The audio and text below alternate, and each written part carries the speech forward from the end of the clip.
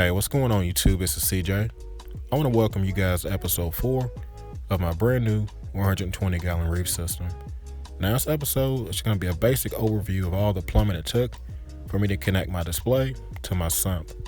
So I decided to go with the Herbie style method, and it basically involves a main drain, an emergency drain, and a return line.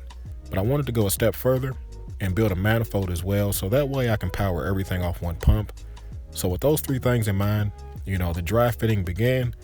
Took multiple hours of, trying to work out a way to give me full access to the stand, full access to be able to remove the equipment, and also, having a clean look, but functional at the same time. So let's go ahead and get to it. Now, before I moved any further, I had to make sure I went through and marked every single elbow that was not going to be affected by unions. Because you only get one chance to do this right. You disassemble everything and glue it back together in the wrong direction. You got to scratch the whole job and start over. So very, very tedious work, but definitely something you can't skip. There's really two thoughts whenever you dry plumb a tank. Either fit everything loosely and leave an extra inch or so to accommodate for the glue making everything fit tighter, or use a little water like I did and make everything seat fully when you dry plumb it. Problem is, that worked just a little too well, and it was damn near impossible to separate those 2 or 3 inch, connecting pieces from the unions. So luckily, I had some extra couplings around, a hammer, and I was able to tap those things free. So just a word of caution, make sure you don't put everything together so tight that you can't break it apart later. Now when it comes to gluing the PVC, my original plan was to track down some clear PVC primer because I knew the purple stuff would just make a huge mess. But unfortunately, after multiple trips to my department stores, I just could not find it. So, I tried my best to tape the pipes off, but unfortunately that didn't work either. So I just went ahead and moved forward with the build and try to be as neat and, make it as clean as possible. So after a change of scenery, put a little music on, I was finally able to get all the PVC glued. Besides the fumes being crazy in the house, I really enjoyed a nice day outside on the porch, just trying to accomplish the mission. At this point, it was just get it done and get it in the tank. When it comes to new tanks, sometimes you overlook the small details, and my arm not fitting down into the overflow was one of them. I think it's because of the Euro brace, or maybe my arm's just a little too big, but either way, the job had to get done one way or another. So before we move forward, making sure you clean and degreasing the surfaces is always a good idea. You don't want anything getting in between the bulkhead gaskets and the glass itself. So other than that, dropping them in, getting underneath the tank, using my hand to kind of, guide them into place, eventually got the job done. So bulkheads are installed. Let's keep the build moving. Now, if there was one main thing I learned from prior mistakes, it's to use plenty of unions in my setup, especially around where the bulkheads are going to be. It makes it really easy to remove my plumbing later, and definitely helps out when it comes time to actually gluing the plumbing into the bulkhead. I didn't have to sit here and support and hold the whole manifold as the glue dried. I just screwed in the union, let it dry, and then attached the rest of the plumbing. Now, the last thing I wanted was these bulkheads holding the full weight of this manifold and all the PVC. So I did install multiple PVC straps throughout the stand to help support the weight.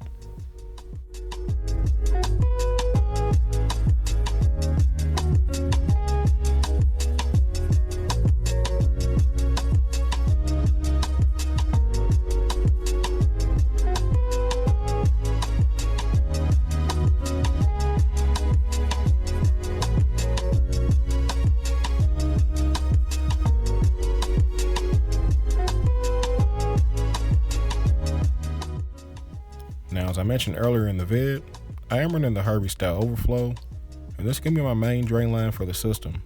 It's all 1 inch piping, plumbed down with all 45-degree elbows all the way down into the sump. And I have it teed off at the bottom, and the hope is that it generates enough flow in that compartment to help keep any detritus out of the way. But that's just a theory for now. I have a feeling that pipe just may be a little too long. It may cause too much back pressure. Back pressure is the number one enemy when it comes to starting a full siphon, and that's the main reason I use the 45-degree elbows. I know a lot of people recommend using this on the return line, but in my situation and how compacted this sump is, my primary goal was to make sure this siphon started and stayed as easy as possible. Now you can't have a Herbie style or full siphon without some type of emergency drain. So that's the purpose of this 1-inch piping. I did install a ball valve just in case I want to shut off the water from the display for maintenance or whatever reason down the road. But other than that, it's two main reasons are to make sure it picks up any water left over from the full siphon if it clogs. And for me, I have it plumbed to the return to help make sure nothing runs dry in that section.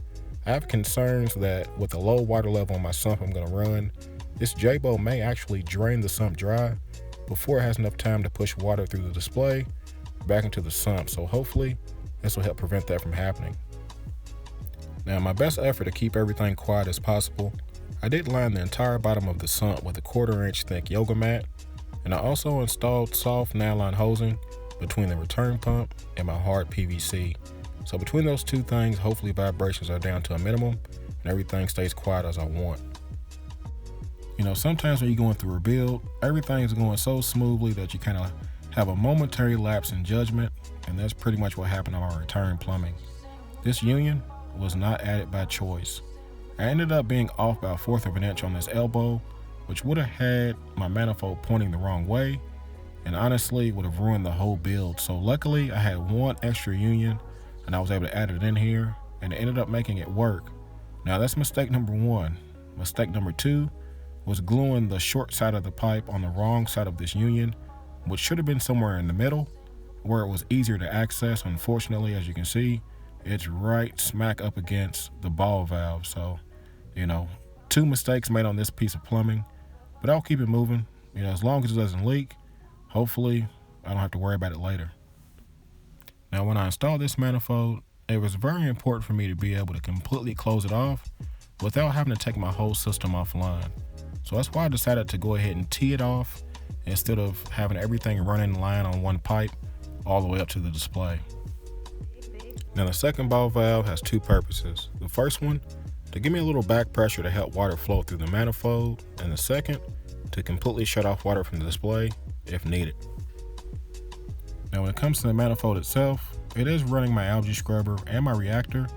It's all 1-inch PVC. I have it capped with a union just in case I add a UV sterilizer later. And there's only one thing that's reducing, and that's because of my reactor only accepting 1/2-inch hosing. So besides that, I wanted to keep everything 1 inch. If I ever need to make adjustments, I can easily close these valves off. But I did want to make sure I kept this hose out of sight as much as possible. So I have it on the back of the reactor, and I have it facing all the way down into the baffle.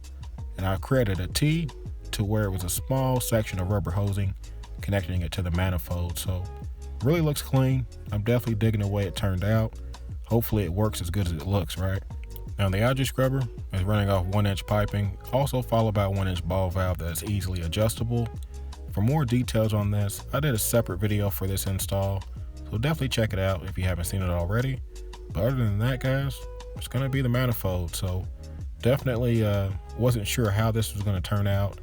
I had an idea of how I wanted it to function, but actually fitting it in the sump and still leaving the maximum amount of room as far as me getting in the sump and more importantly getting the equipment out was 2 of the main goals. So besides that, really happy that I decided to go with the blue PVC.